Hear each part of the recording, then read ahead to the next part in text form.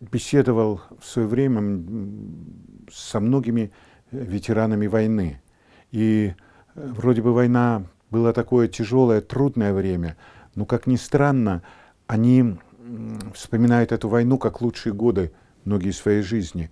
Хотя там и смерть, и ужасы, и лишения, все было. Потому что они были молоды. Вот как ни крути, вот то, что было в Советском Союзе, это приходилось на молодость. А молодость всегда лучше, чем другой возраст. Вот. Поэтому и вспоминают. А во-вторых, в Советском Союзе не было такого дикого расслоения среди народа, на богатых, деления на богатых и бедных. Были, чуть-чуть кто лучше живет, и чуть-чуть кто хуже живет. Но все жили примерно одинаковые.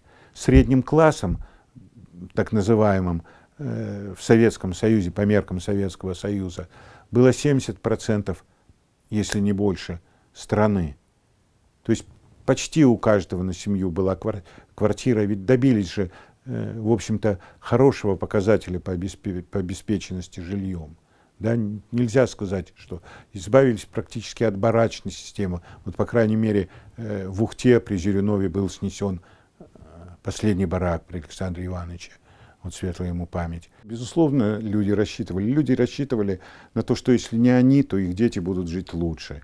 И где-то вот к концу 80-х годов, к середине 80-х годов люди действительно стали жить чуть-чуть лучше.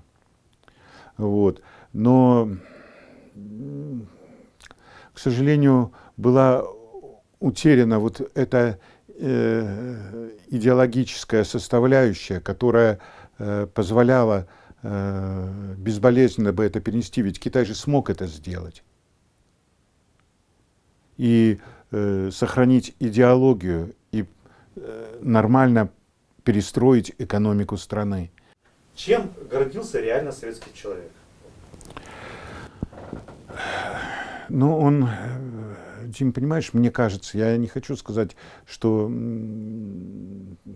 я скажу правильно, но, наверное, правильно никто не скажет, потому что вот здесь правильность плетется из мыслей многих людей, которые выскажутся. А чем он гордился?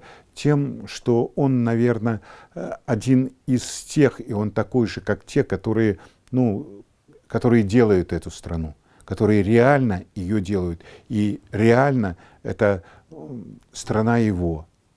Потому что она настолько же принадлежит ему, как и его товарищу, его соседу по квартире, его соседу по станку, по партии. Вот. А сейчас кому-то принадлежит там десятки гектаров за большими заборами и десятки там домов здесь там и за границей, а у кого-то жемчуг мелкий, у кого-то суп жидкий.